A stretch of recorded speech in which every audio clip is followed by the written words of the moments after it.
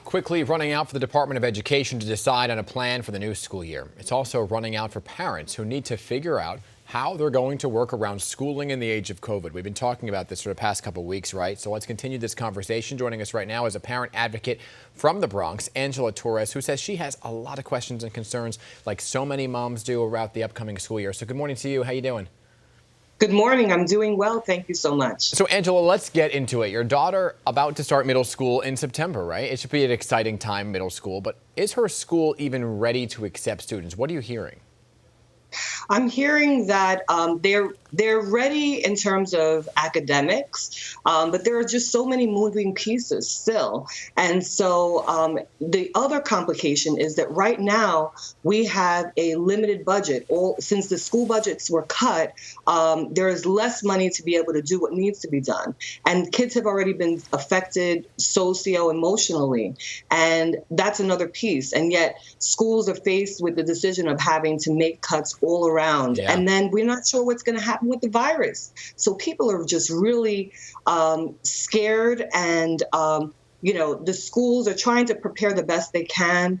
But we're not where we need to be in order to open. So all three of your children are products of public schools. You are currently a member of the Youth and Education Committee for District 10. You're also the PTA President. So you really have experience hearing from both sides, right? Parents and teachers. What is the general consensus right now about this? If I were to sum it up, I would say that they are fearful. Parents feel that they've been given the most impossible decision because they have to juggle their careers and their jobs and then somehow also make sure about their own children. Teachers don't know where their children are going to be while they are at work because they're going to have to be coming in on a daily basis. The general consensus that I'm hearing is a lot of parents are really leaning more towards the remote learning, right. Because they just feel that we are not ready and they're not ready to put their kids at risk unless they have no other options. And especially if economically they can't pay for babysitting, they're going to do it, but they don't want to do it. They are fearful. That brings me to what the public advocate, Jumaane Williams, proposed, right? Because so many people are saying, well, I have to go to work. So if I have to do remote learning, where would I send my child? And he has this whole idea of maybe a community center as well. But he also had this idea of delaying the school year for the younger kids for at least a month. Have you heard his plan? What do you think of it?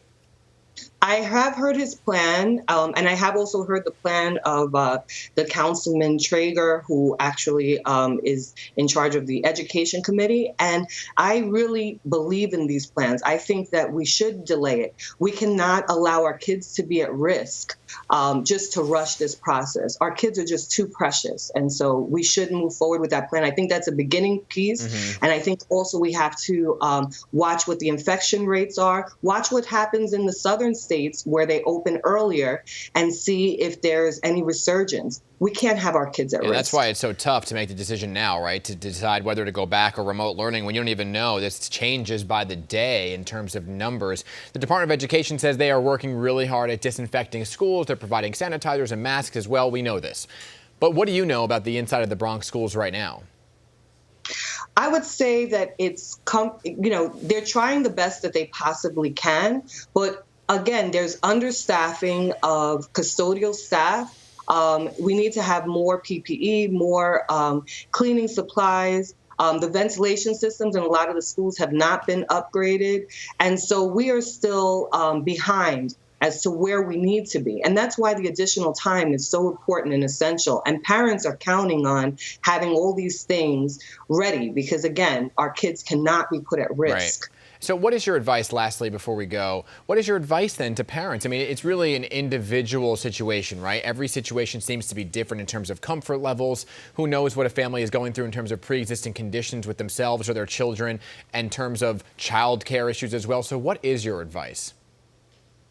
My advice is I think that parents need to see what option fits best for their own family.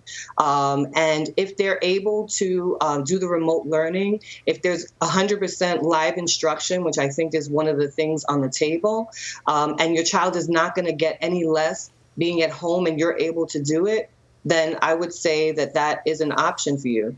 But if you're not, I'm really hoping that both the mayor and the chancellor will make sure that there is sufficient number of seats Yeah. so that people can choose blended learning and then have some kind of other babysitting option Right. for the other days. Angela Torres, thank you for your time this morning and your perspective. I know this is very, very big discussion for many parents and teachers. Appreciate your time. Thank you so much for having me.